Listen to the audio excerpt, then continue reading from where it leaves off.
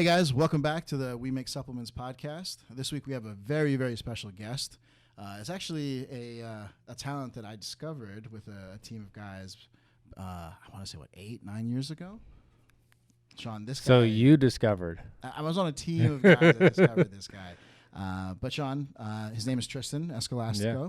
He's an IFBB pro bodybuilder, and he is a successful CEO of Esco, the brand, launching multiple products, and we're really lucky to have him today. Tristan, how you doing? I'm feeling great. Happy to be here. Thanks for having me, brother. Appreciate Welcome to SDC, and We Make Supplements. Hell yeah. So have you ever been to Pittsburgh? Yes. You have? A couple times. So you knew what to expect? Yes. Clouds, really good food. Exactly. And the best Uber service known to man. Oh, hands down. Probably the best Uber service I've ever had in my life. Dude, I was giving you like the Without tour, a doubt. the fun facts. We were giving, I talking about the 481 bridges. Give them a 3.8 and don't tip. I mean, I got the history of literally I don't know how many places already, so this guy's on top of his game. Yeah. He's our CEO, actually. That's really his role, which is our Chief Entertainment Officer. Nice. The struggle is real. Someone has to take on these roles and responsibilities. All right, so I want to cut right into the meat of things. You are someone who was an ambassador, right, for a brand, the face of a brand, Black Label Supplements, right? From there, you transitioned into a couple other brands that you've been part of over the past decade or so, but now you have your own company. Now, I feel like this is something that so many people talk about wanting to do, but not many people get a chance to do it. And I think there's a lot of people here that are going to benefit from hearing your perspective on how to go about making that transition, right? So let's jump into like the first probably serious question, right? Like, what drove you to make that decision, right? Was it that you wanted more than what the ambassador life was giving you, or was it just something you've always wanted to do? I mean, let me make this clear real quick that I'm actually still a sponsored athlete. Okay. But I always wanted to work for myself. I always wanted to be my own boss, and I just feel like having that, financial freedom and being able to make my own schedule, do whatever I wanted on my own time was pretty much what I wanted to do with my life. So what brand are you repping right now? I'm with VPX and Bang. Uh-oh. But where's our shipment for the show? We need some product placement here. We're going to have a talk with the talent manager. I brought my own product. Oh, you brought your own product. Fair enough. So, Sean, I mean, when you started a brand, what was your driving motivation? I mean, initially when I started the About Time was mainly because I wanted to try to deliver an all-natural products to an industry that I didn't see a lot of, right? This was 11 years ago, and people weren't talking a lot about stevia and non-GMO and gluten-free and stuff like that. So that was my motivating factor, but been an entrepreneur my whole life, so it's just a matter of what you fall into. I never thought I'd be selling protein, never thought I'd be manufacturing protein. It's just, opportunities pop up. And if you're an entrepreneur, I'm sure you saw an opportunity with your business, and I'd love to hear more about it, how you got into it and what it is. Yeah, let's talk about the products, right? So the stuff that you have out right now, and then, a little rumor has it that you might be working on some new products. Yes. So, give us the breakdown. All right, so what I have right now is actually a vitamin vape. It's a vitamin B12 vape. It's got vitamin B12, vitamin B6, no caffeine. It's 800 puffs. They're disposable pens. We have about 8 flavors. There's no tobacco, no nicotine, so it's like a healthy alternative to like a Juul or anything that has tobacco or nicotine in it. So this is a great healthy alternative to smoking. Vitamin B12, obviously natural energy, overall wellness, mind health, memory health, and it's a fun way to get in your vitamin B12. We also have an e-liquid that you can add to like your personal vape. So it's an e-liquid that you put in like a standard vape. So we have our disposable pens. I have 8 flavors in those, and then we just came out with a blueberry flavor e-liquid that you add into your vape. Interesting. So bring me to the thought process when you decided, because this is like going through my mind now, right? You brought vaping and you brought vitamins together. Like, what did that opportunity get presented to you? Was it your idea? Did you just see it and you said, oh, man, I really like that? Just honestly, like I've just discussing with other entrepreneurs, other friends of mine, and I've always been into like the art of smoking in general. And I just thought it was really cool. So to be able to combine the both of them, vitamins and vaping, it's just like, it's honestly, something that I didn't even know was even possible. And to be able to do that, it's just, honestly, to me, it's a complete game changer. And to be able to offer a healthy alternative to people that want to quit smoking as well. Yeah. It's, it's amazing to Very be able cool. to do that. Very cool. So what do you think the biggest struggles were kind of getting something like that off the ground? I would say just struggles. Hold on, let me think about this. Okay. I would say, because I've done everything on my own pretty much. So really just like getting the website up, getting the labeling, getting the flavoring, getting all the back end stuff. There's a lot of decisions to be made, right? You got to decide the packaging. You got to decide what's going to happen with the messaging out to the end consumer. Right. I mean, I don't know if you ever built a website before. Was this your first time? This was actually my first time building a website too. So being on my laptop for 10 to 12 hours a day and actually putting bodybuilding to you the did side. it yourself? Oh, everything I've done. Oh, wow. I mean, I had some help here and there, obviously, Shopify experts and stuff like that. But a lot of it I've done on my own. Yeah, that's impressive. Just trial and error, talking to people on the phone. How do I do this? How do I do that? Just building a website. And I've just learned so much as far as, building an e-commerce website and, just working my way around all of that. Yeah, and but that's what entrepreneurship is about, right? Is like tackling a project or a business, and you have no idea how you're even going to get started, but somehow you just start figuring it out along the way. Yeah. I mean, that's trial and error entrepreneurship. Exactly.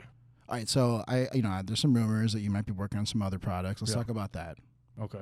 I don't know if I want to leak that out too much. Oh, we're not going to talk about it. Okay. Well, I mean, you did used to rep a bunch of different supplement lines. Is that something you're considering doing down the road? Are you doing apparel? Can you give me some? I'm actually looking to come out with my own entire line. Oh wow. Okay. So maybe we could help you. I would like some I would angles. like to incorporate since CBD is a huge trend right now. I would love to incorporate CBD with the vitamin B12. That'd be awesome. That'd be different. And CBD into the entire line, just because CBD is huge right now. So, and I want to come out with, something innovative. Everyone has protein. Everyone has pre-workout. Everyone has, so I want to innovate, come out with something new, something different. Maybe like an anti-aging formula. I have a couple different ideas with that.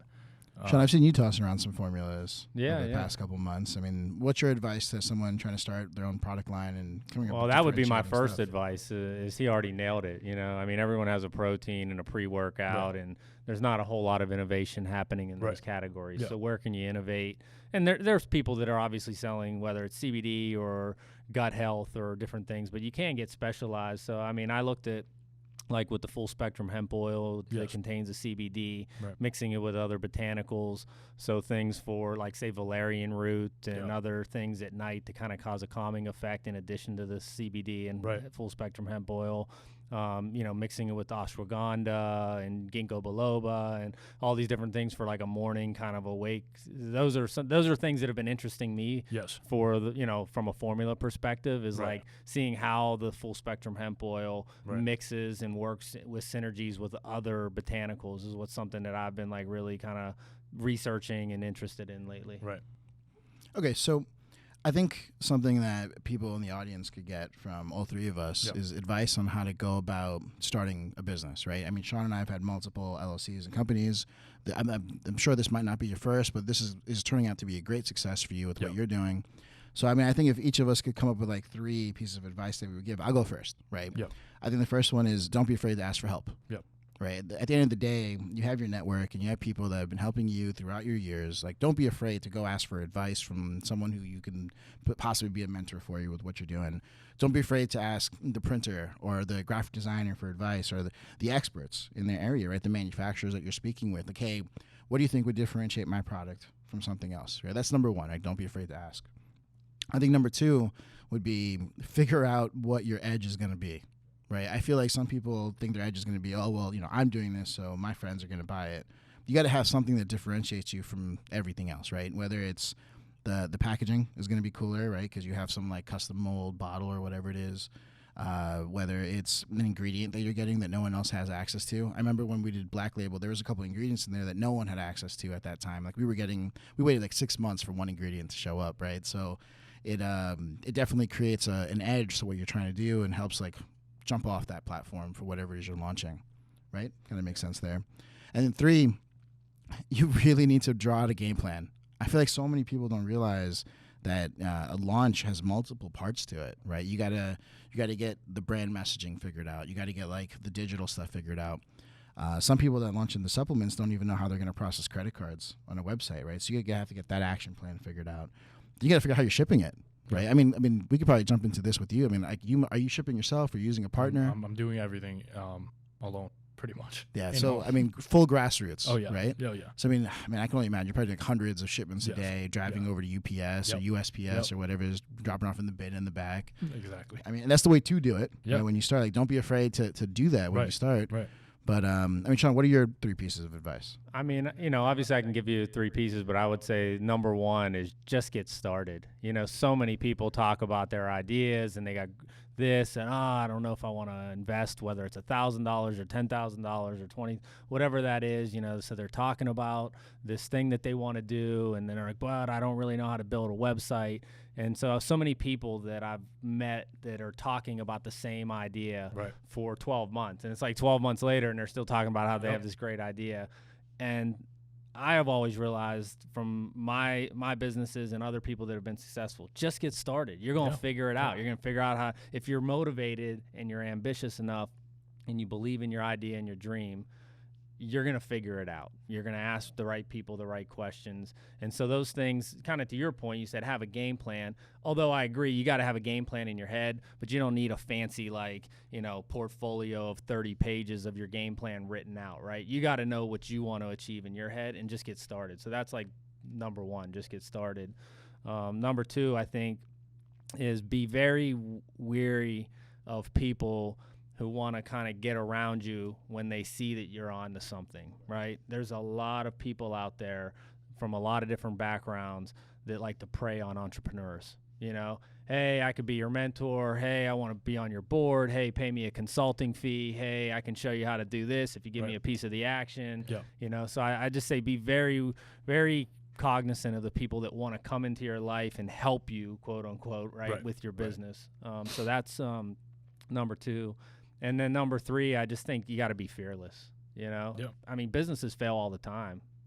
Yeah. I mean, if your business fails, that's fine. Start another one, right? But you can't go around being scared about, is this going to work? And what are people going to think about me if I fail? And, all these different things. So those are probably the 3 best pieces of advice I'd give.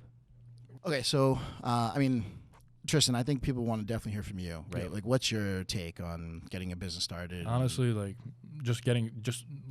Sean said, just take that first step. Take that first step, because everyone, most people are always talking about it. I want to start a business. I want to do this. I want to do that. But they never take that first step. And I feel like we have every single resource possible in front of us. Like, Google is everything. Google, YouTube, you have everything literally right in front of you. So you just have to take that first step. And just go for it. I'm not gonna lie. Starting a business just sounds so. It's a very difficult concept to grab, But I just feel like you take that first step. And when I started, I didn't know what the hell I was doing, And most people don't. You don't know what the hell you're doing. You just gotta take that first step and just go with it, and find people that expertise in certain areas. So you can, have, say you have somebody for marketing, you have somebody for sales, you have somebody for, building your website. So different areas that can help you bring everything together and build that foundation, because obviously building that foundation is just the most important. So that's my biggest piece of advice, is just really taking that first step. Because I'm not gonna lie, to this day, I still don't know what the hell I'm doing, to be honest. And it's a process to figure it out. And chapters. Every single day is a learning experience. You learn new things every day. and you grow every single day. And that's part of being an entrepreneur, and just, just growing on a daily basis and learning and, connecting with people that have specific expertise in what they do and applying that to your foundation and your business. So my biggest piece of advice is just take that first step, take that leap of faith, and just go with it, run with it. Totally Too many people are talking about it. Like Ankur said, like a year later, people are still talking about doing the same thing. You know what I'm saying? Take that step and just go with it, run with it, because you don't know where it can lead you. Yep. Yeah, absolutely. No, when I started this business, I had a training facility and a fitness facility. Yep. And, I started this business, and there came a point where I had to decide if I was going to continue to make money doing what I was doing, right, or go all in on this business. And when I went all in on this business, I pulled out the credit cards. I was charging rent. Yep. I was charging groceries, Yep. everything that I could do, because I wasn't able to do the other job anymore and do this full time. Right. And it was risky, right? Yep. And still is. But, I mean, just getting started, being fearless and taking that leap, I mean, Yep. I don't think there's any entrepreneur out there who's actually made it that, didn't lose sleep every single night on all the possibilities of failure that linger. Right. Well, let's talk about working with brands, right? So I'm sure you might be looking for like ambassadors for Esco, right? We've worked with ambassadors and affiliates throughout our careers. I mean, how do you, as now on the other side, right? How do you manage those people, and how do you speak to them? I mean, you've gotten experience working with different brands and different requirements and all that. I mean, how do you go about creating that program? Honestly, like I'm still in the process of figuring out how to do that. That's what I want to do, and I just feel like building a solid ambassador team is what's really going to take my business and my brand to a whole nother level. So I would like to actually hear that from Sean, because that's something that's currently in the works, and I feel like that, like, influencer marketing and building a solid ambassador program is what's really going to help build that foundation. So I'm like so excited right now because Sean always throws this question back at me. I was just about to throw it back at you. I'm like, no, man, he wants to hear it from you, Sean. You better answer well, this. Encore pioneered this stuff, right? Everything I know from Encore, so it's always easy to be like, well, Encore, why don't you take this? But I've watched it evolve is probably my answer. I've watched it evolve to when we started our Instagram page and influencer marketing. I want to probably say in 2000 and maybe 9, 10, somewhere around there. I mean, I watched one of our brand pages, and it was like, it went from like 0 to, maybe 30, 40, 50,000 followers really quickly. Right. And I was like, this is so cool, and for me at the time. Right. And now it's like, you look at pages, including ours, and it's like, unless you're forking out money, it's not growing, and or if you're somebody that's got really great content and got something great to say and people are into what you're doing. Right. But I've watched it change so quickly that I don't have a full grasp on what the right moves are right now. So I've personally kind of backed off and said, okay, like, I don't know how to assess the situation. And I've leaned on Encore for that, on how do we gauge where to spend money and what to spend money on and what's working. So I think at the end of the day, you just got to find people that believe in what your company is doing, right? And align themselves with the idea of, the products that you have, right? Not everyone agrees with this route that you're taking, right? So identifying that is probably the hardest piece about all of it, right? Like when we were talking about Black Label, you were such a great fit for everything that we were trying to do. And we knew that getting a big name that's already in the industry wasn't going to be where that, brand was going to go. Finding a guy who had all the potential in the world, right? I mean, veins popping out on top of veins, right? For a hardcore supplement line, like, this is the dream, right? Meeting Tristen, getting him to getting him into the room with his giant Tupperware, eating while he's reviewing the contract, right? Signing that contract. I think what we offered you was paying for your competitions.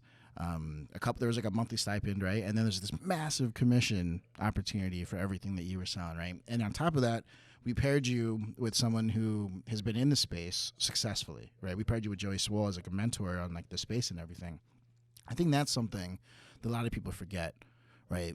These ambassadors or influencers that you're going to try and bring onto the brand, they need some mentorship. I mean, fortunately for you, you've been around for almost a decade at this point. You could be that mentor for all of these people, and just showing them how to create good content that isn't like, like some girls will just create thirst content, right? It doesn't do anything at the end of the day. There's no clout that's being created.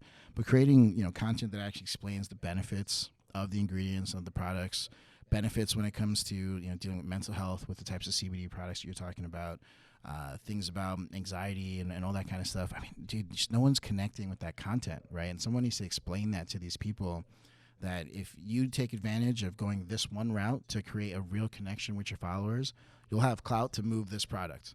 And here's the incentive of this giant commission check that I'm going to give you if you help me move this product, or this monthly stipend, or I'll pay for your competition, or what have you, right? Or like, the next time Tristan's on a podcast, he's going to bring an ambassador with him, right? So they get some experience doing all these things too. Yeah, I think you brought up two really important points that I'd like to touch base on. One is, the people that are repping a brand, no matter what the product is, you can tell when you're looking at a social media page if that person is truly engaged with that brand, or just repping it and doing their, I got to do 3 posts this month, let me get one out, right? So I think it's super important to find people that truly believe in the products and are going to use them anyway. They just see an opportunity to get paid for using them, right? And then the other thing I think that you brought up was, you said mentorship, but the synergies between influencers, right?